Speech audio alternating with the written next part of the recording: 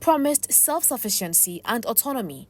However, over the ensuing 67 years in Ghana's history, the celebration of independence has been shadowed by a persistent reliance on Western nations. Despite Ghana's identity as the gateway to Africa, economic challenges have prompted the nation to turn to the IMF for assistance a total of 17 times. Prior to the last bailout program, the man in charge of the nation's coffers, Ken Ofori-Atta, downplayed advice to seek help from the Bretton Woods institution. According to him, a proud nation takes care of itself. But I can tell you, as my colleague, Deputy Minister said, we are not going to the IMF. Whatever we do, we are not. The consequences are dire. We are a proud nation. We have the resources. We have the capacity. Don't let anybody tell you.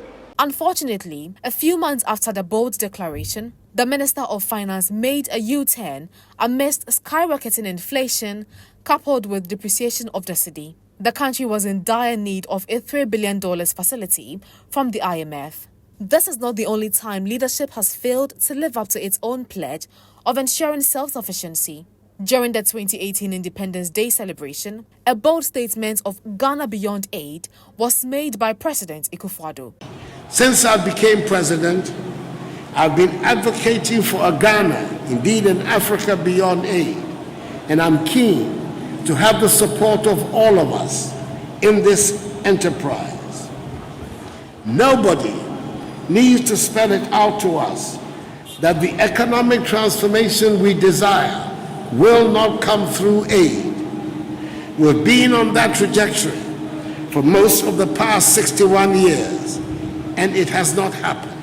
But, just like the adage, he who pays the piper calls the tune, the country's failure to be self-reliant has given power to donor partners to threaten the restriction of aid following the passage of the Proper Human Sexual Rights and Ghanaian Family Values Bill by Parliament. U.S. State Department spokesperson Matt Miller minced no words when he stated that the new anti-gay legislation will have dire consequences for the country. If this bill becomes law, it would certainly have a chilling effect on foreign investment in tourism in Ghana. You've seen that same chilling effect bear fruit in Uganda, which passed a very similar law in the past. And I can say that should the bill pass, it would potentially have ramifications on U.S. assistance in the country. Sure. Shortly after threats from the Western countries, the Finance Ministry cautioned President Akufo-Addo that assent to the controversial anti-gay bill would cause the nation to lose $3.8 billion. The continuous dependency on Western countries for support after 67 years of independence has affected the psyche of citizens.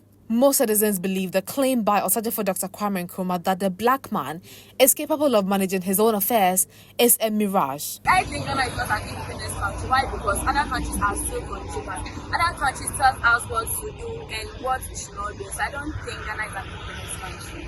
An independent country, like, you have to get your own things. Like, you don't need some other country to tell you what to do. Yes. But now Ghana is not, because some country can just come and tell us what to do, and like, no, it's not. And Ghana is really not independent. Yeah. We have to our own country. Yeah, we don't need someone to tell us what to do. After 67 years of being independent, Ghana still leans on others for essential support. The story unfolds like a paradoxical rhyme, with dreams of self-sufficiency, yet reliance persists. Ghana's journey, a tale of complexities, carries the hope of resilience, a story yet to be fully told. Reporting for GHOne News, I am Natasha Jamira.